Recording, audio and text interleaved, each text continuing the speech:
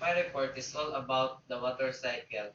Water cycle is a movement of water above, on, and below the surface of the earth. The water cycle consists of three distinct stages: evaporation, condensation, precipitations. In this report, I will discuss the stages of water cycle step by step. First, evaporation.